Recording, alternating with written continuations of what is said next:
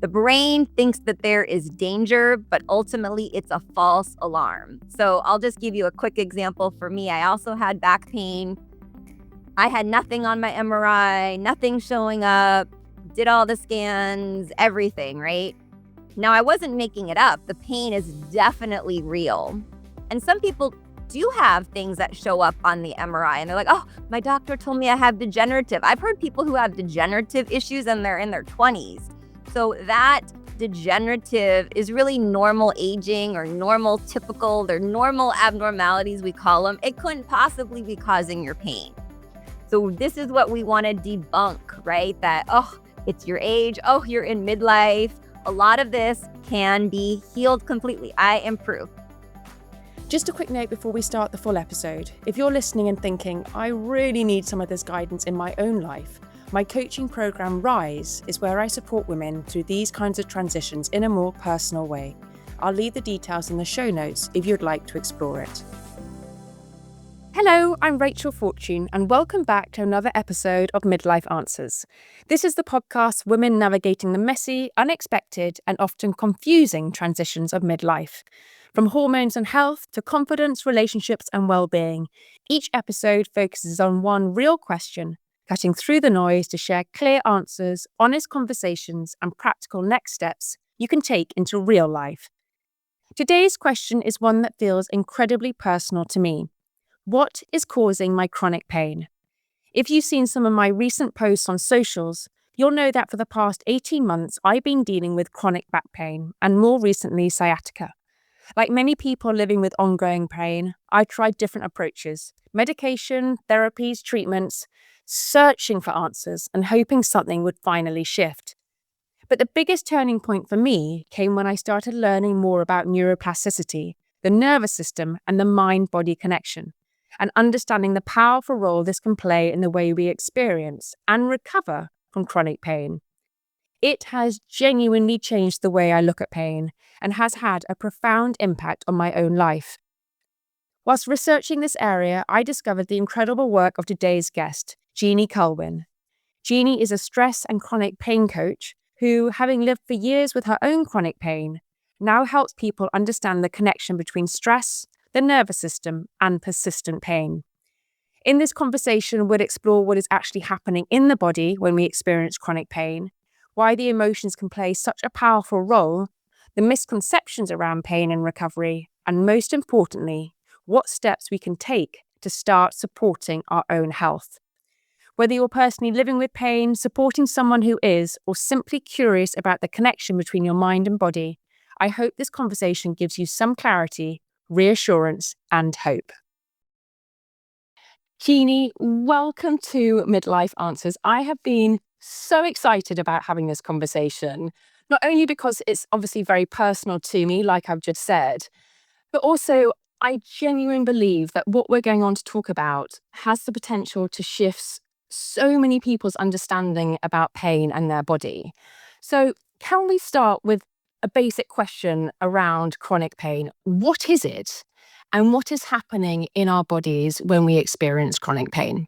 Yeah, well, thanks, Rachel. I'm so excited to be here too. I hear I'm your first American on the show, so amazing.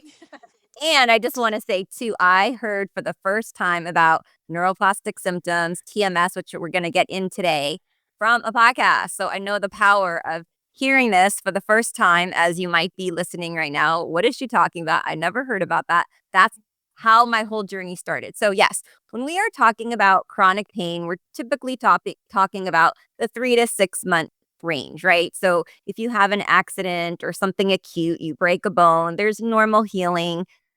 Typically, if it hasn't healed 5-6 months later, depending on the injury, we can start seeing that as neuroplastic, or we used to call it TMS, which is tension myositis syndrome. I often say it's called too much stress, but that's not the official title. So basically, all injuries heal, right? They do heal. We know now that the brain is producing all of our pain. Like there's no controversy there. We know that all pain comes from the brain. So if you cut your finger and there's blood, like that's a structural issue, right? But it turns out like you're like, well, it's my finger, Jeannie, and I see the blood there, right? I accidentally cut it. The pain is still coming from our brain. So now we know with pain science that a lot of the chronic pain after the 5, 6 months, if things aren't getting better, it still hurts. There's a good chance it could be neuroplastic. Neuroplastic coming from the brain. The brain thinks that there is danger, but ultimately it's a false alarm. So I'll just give you a quick example. For me, I also had back pain. I had nothing on my MRI, nothing showing up, did all the scans, everything, right? Now, I wasn't making it up. The pain is definitely real. And some people do have things that show up on the MRI and they're like, oh, my doctor told me I have degenerative. I've heard people who have degenerative issues and they're in their 20s. So that degenerative is really normal aging or normal typical, they're normal abnormalities, we call them. It couldn't possibly be causing your pain. So this is what we want to debunk, right? That, oh, it's your age. Oh, you're in midlife. A lot of this can be healed completely. I am proof. On that note, Jeannie, I'm just going to say that I had an MRI done on my back a few months ago, and I came back with exactly that. I came back with degenerative disc. I Okay. came back with herniated disc. I came back with curvature of the spine, and I came back with one leg shorter than the other. And I kid you not, when the back specialist or spine specialist turned around and told me this, he said, "There's nothing you can do, and you'll be a cripple by the age of 70." And Oh, I was like, "Oh my gosh, this is absolutely terrifying." And horrific.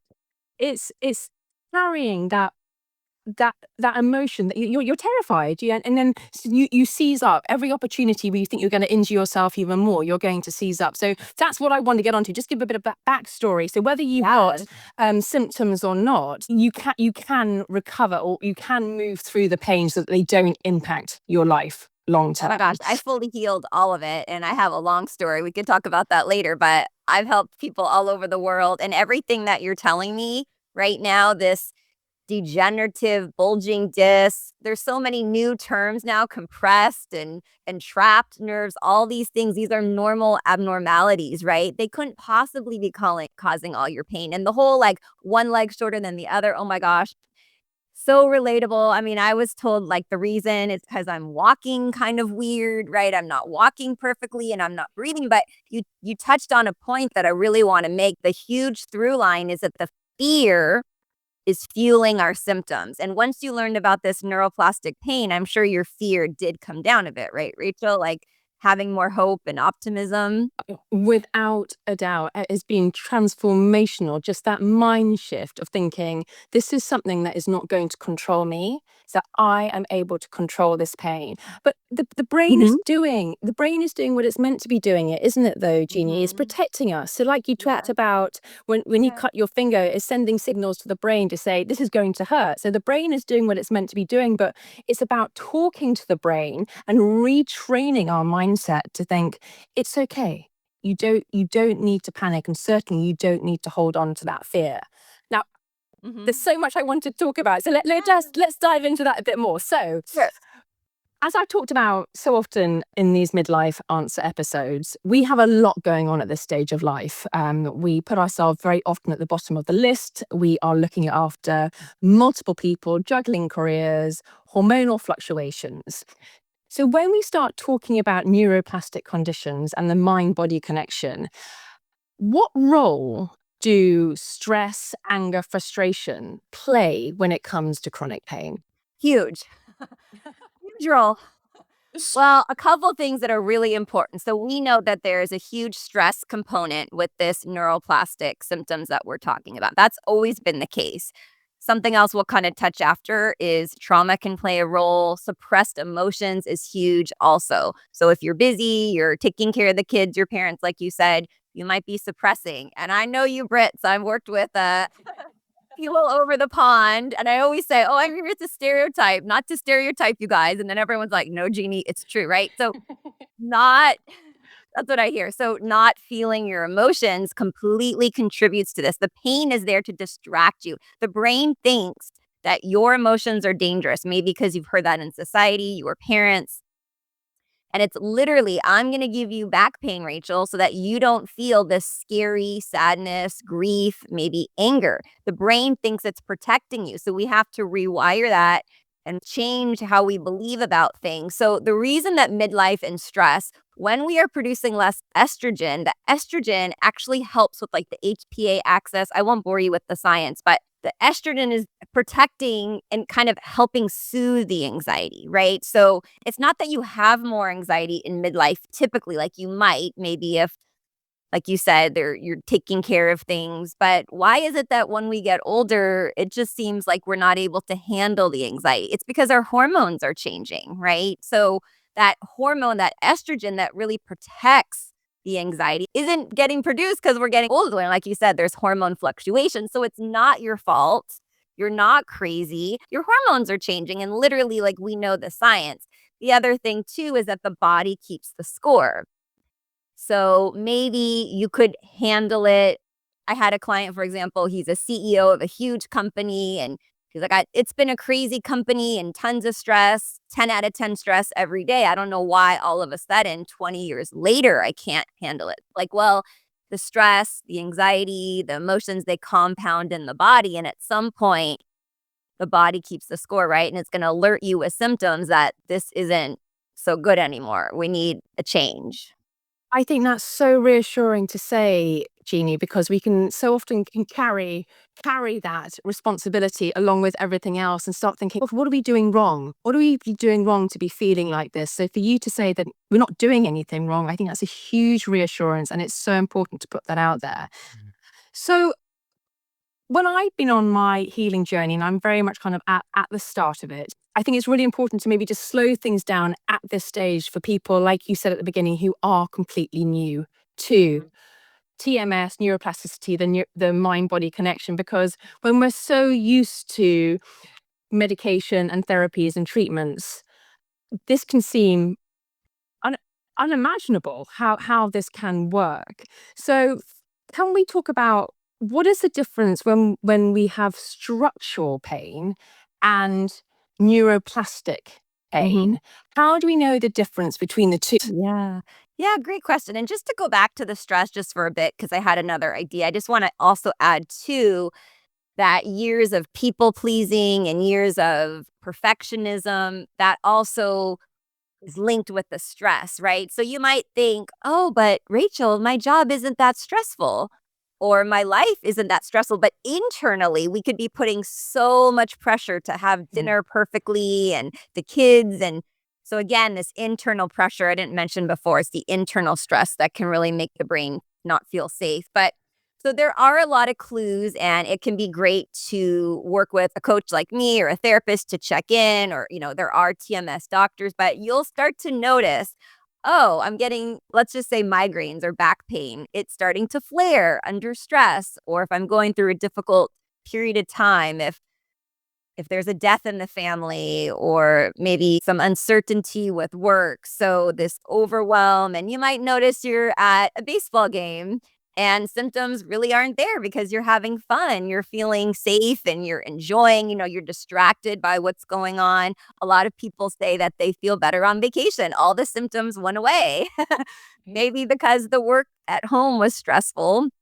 So we have the clues, even just thinking about doing something scary, right? So people with back pain, I'll say, okay, let's just sit and imagine that chair that you've been telling me about at work that's giving you the back pain. And we'll sit and they'll think about the chair and they'll have back pain or the back pain increases. That's a huge clue. The pain isn't imaginary. It's not your fault. It's just that the brain, remember, all the pain is coming from the brain, and the brain is just, it's mind body, right? You have a thought, we think in the mind, and then the body responds. If you broke your leg, it's going to be painful all the time.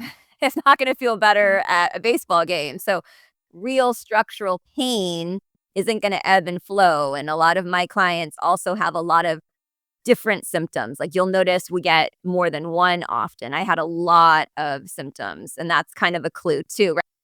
my IBS and stomach issues that no one found anything there, huh? And then also this back pain that no one found, huh? And I'm also having sleep issues and we can't find anything there either. And there can be some clues, right? And then also personality types. We tend to be in this community very perfectionistic, very much people pleasers, goodism, which just means trying to do good Yeah. all the time. So that pressure. So a lot of people can really relate to these personality traits. And again, you don't have to change your personality, but you can see when you're so hard on yourself and putting this pressure to be perfect, that doesn't bring safety to the brain. Oh, just so much there, and you're absolutely right. It's the pressure that we're putting on, and that the only way for that to relieve itself is to come out physically. So, trying to move forward now, then, Jeannie, if you are living with the chronic pain, what is the biggest misconception people have when it comes to recovering from chronic pain? Because going back to the conversation that I had with my spine specialist, and he said, "There's no way forward. You're going to be a cripple by the age of 70." Like I said, it was utterly mortifying and terrifying. So, how can we debunk that? How can we recover from chronic pain? Well, I think too, just understanding what chronic pain is. I had a client and she had tight shoulders and neck her whole life, and she just thought that was the way it's going to go. She couldn't even believe when I said, "Oh, how long have you been having chronic neck pain?" She didn't even put that together. So let's just widen the scope of chronic pain can be your IBS, right? You don't think of that maybe, or insomnia is under the umbrella too. So we can look at chronic pain and mind body symptoms. People can get rashes and hives, and you wouldn't think that's chronic pain, but that's a mind body symptom often, right? There's no reason you've been drinking milk your whole life and dairy, and all of a sudden you can't tolerate it. That's kind of something's going on. So just to kind of expand, if I can, that any of these mind body symptoms, and there's a lot, like insomnia and anxiety isn't chronic pain per se, but there's so much. So I would say the first step is to realize and be open to this. I know this can sound woo, but it's not.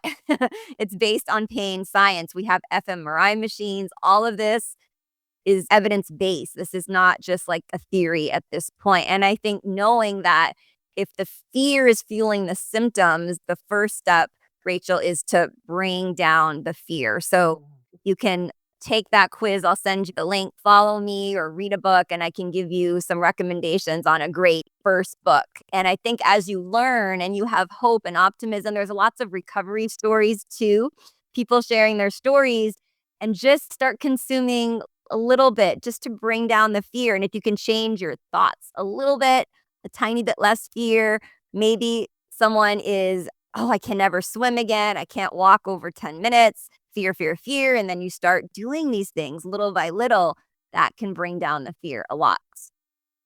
That reassurance that you're going to be okay, and like he said, that it's those little steps. Just start by acknowledging the fear, and Mhm. then gently pushing through the fear. Like you said, if it's the fear of walking, take a few more steps and just say to Mhm. yourself, you don't need to be scared. You don't need to be scared. Yeah. I'm going to put all your details in the show notes, Jeannie, because I think people are going to want to know a lot more about, the techniques that they can do at home, or read the books and follow you on Instagram. But for the purpose of these podcasts, Jeannie, I really like to end with proactive next steps, positive things that people can start doing as of today. So, for someone listening who is in a cycle of pain, what is the first thing that they can start doing as of now? I think just compassion would be a great first step as well. And it's called the common humanity. And common humanity, it's a part of self compassion, is just that I'm not the only one. So I'm not the only one who's confused about this chronic pain thing. I'm not the only one who puts a lot of pressure on myself, because then we can get mad at ourselves or beat ourselves up because we beat ourselves up, right? Oh my gosh, you're right, Rachel. I am so hard on myself. And then we shame ourselves, right? So I think adding a little dose of self compassion, the common humanity, I'm not the only one. Oh, I love that. And it's so true. It's that self compassion. We can be so hard on ourselves, Jeannie. We can find fault in every little thing that we do. So, self compassion across the board, I think, is so valuable. And knowing that we're not alone. I know the book that I read, it was the John Sarno book. and he has at the back the patient letters that he received when he treated them. And I often read them at night because my back pain comes at night, and I find them really reassuring, knowing, like you just touched upon, you're not alone. And I think that's the biggest comfort for people. Yeah, it's definitely a very stigmatized journey. I think we can feel so stuck, and people look at us. We look like everything's okay. And especially many people, like I said, have multiple symptoms and they have no idea that it's all a root cause. And just another myth to debunk, it's not harder to move through this if you have a lot of symptoms, right? They think it can make sense to think, well, I have back pain and I have IBS and for me, I had sinus headaches and oh my gosh, it's going to be so difficult. It's not. It's the root cause, which is stress, emotions, the pressure that we're putting on, trauma maybe. So yes, there's so much hope. You can reach out to people. I have clients who are not even in this field, professionally, and they just, okay, I'll hop on with whoever you want and let me give them some love and reassurance. So it's just a beautiful heart-led community worldwide, of course. So yes, join us. And it's about talking about it and making it more of a common conversation. Let's get that narrative out there for people. Jeannie, thank you so much. This is just such top level for you. I know you can go into so much more information, and I am going to put all your details in the show notes because people are going to want to get in touch with you. So thank you so much for your time today. I really appreciate it. Thank you, Rachel. I appreciate you so much. Before we finish, I just wanted to share one final thought. Recording this conversation with Jeannie felt really emotional for me because for the first time in a long time, I genuinely feel hopeful. For 18 months, I believed my back pain was something I simply had to live with. Every scan, every appointment, and every new label seemed to reinforce that belief.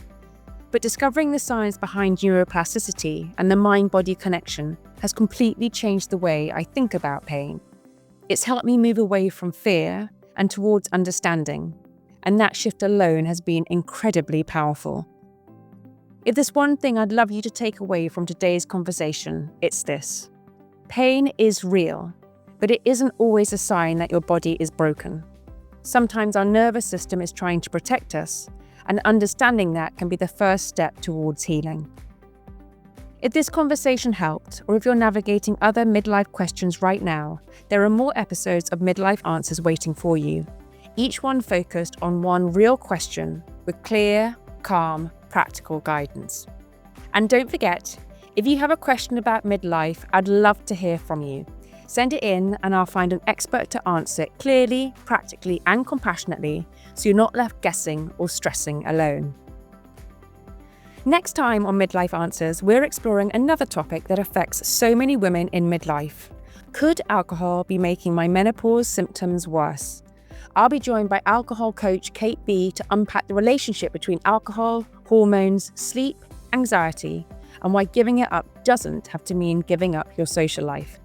If that sounds like a conversation you need to hear, make sure you subscribe so you don't miss it. Midlife can feel confusing at times and even a little isolating, but you don't have to figure it out on your own. This space is here for you. Thank you as always for listening. Thank you to Jeannie for such a fantastically insightful conversation. And I'll see you next time for another episode of Midlife Answers.